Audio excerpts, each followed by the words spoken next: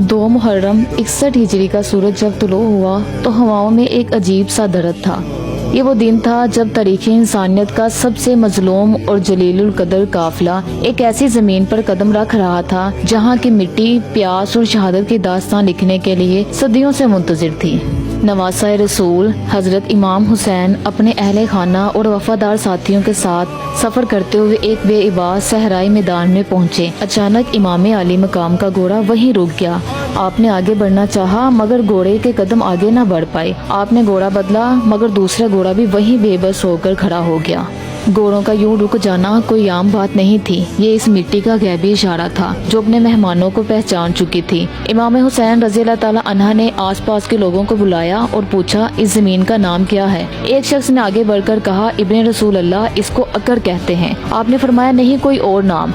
एक और मकामी ने अर्ज किया, इसे नीनवा भी कहा जाता है। आखिर में एक बूढ़े ने आगे बढ़कर अर्ज किया, इब्ने रसूल अल्लाह, इस जमीन को करबला कहते हैं। करबला यानी कर्ब और भला, तकलीफ और मुसीबत। ये नाम सुनते ही नवासा रसूल की आंखें नम हो गई मगर चेहरे पर एक लाजवाब सुकून फैल गया। आपने अर्ज की, खुदा की कसम, यही कर्ब और भला की जगह है, यही हमारे खेमे लगाने की जमीन है। आपने हुक्म दिया यही खेमे लगा दिए जाएं। जो सबसे पहले खामा था वो हजरत इब्बास का था। हजरत इब्बास करबला के मैदान में हजरत हुसैन की फौज के आलमदार थे।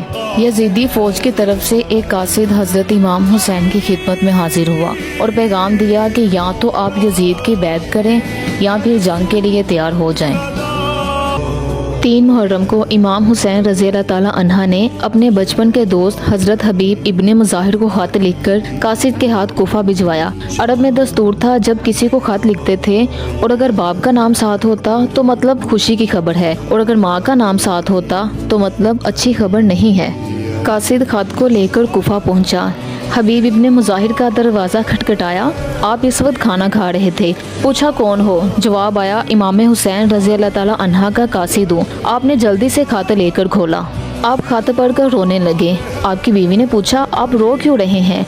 आपने फरमाया, खत के इख्तिताम में हुसैन इब्ने फातिमा लिखा है, खैर हो। इमाम हुसैन का हजरत हबीब के नाम खत कुछ इस तरह से शुरू हुआ, बिस्मिल्लाहिर्रहमानिर्रहीम, इन्ना लिल्लाहि व इन्ना इलैहि राजिऊन। हबीब, सलाम हो तुम पर। शायद आपको मालूम नहीं, हम 2 मुहर्रम से करबला पहुंच चुके हैं।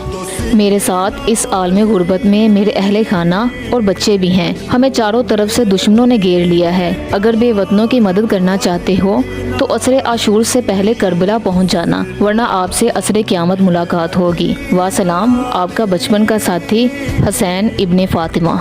और आपने उसी वक्त रखते सफ़र करबला के लिए बांध दिया और शब आशूर को आप इमाम हुसैन के पास थे। करबला की दास्तान आज इस मोड़ पर आ पहुंची है जहां तारीख का कलम एक एक हरूफ लिखते हुए कांप जाता है। आज 7 मुहर्रम का वो स्याह दिन था जब इब्ने ज़ियाद के हुक्म पर आले रसूल सल्लल्लाहु अलैहि वसल्लम पर फरात के पानी की मुकम्मल बंदिश कर दी गई और हुसैनी खेमों में प्यास का वो होलनाक सफर शुरू हुआ जिसका तस्वर करके ही रूह कांप जाती है। जानवर पानी पी रहे थे लेकिन नबी करीम सल्लल्लाहु अलैहि वसल्लम के घराने वाले प्यासे थे। दरियाए फरात पर 5000 का लश्कर पहरा दे रहा था ताकि हुसैन रज़ी अल्लाह ताला अन्हा और उनके साथियों तक पानी का एक कतरा भी न पहुंच सके। धूप की तपश बढ़ती जा रही थी और मासूम बच्चों के हलक खुश्क होने लगे तो खेमों से प्यास है कि सदा बुलंद होने लगी। खेमों से उठने वाली ये सिसकियां जब हजरत अब्बास रज़ी अल्लाह ताला अन्हा के कानों तक पहुंची तो आप तरफ उठे।